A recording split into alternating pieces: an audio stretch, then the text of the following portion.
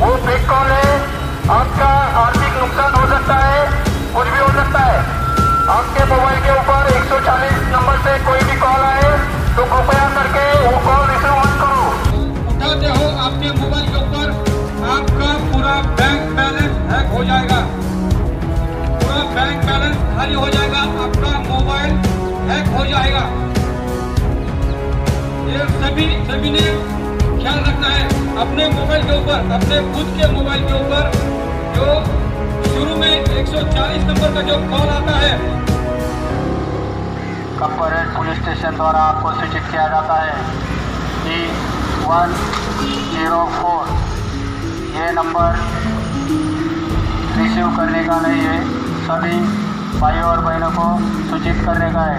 अपने आजू बाजू में रहने वाले सभी लोगों को ये बात कहनी है। 140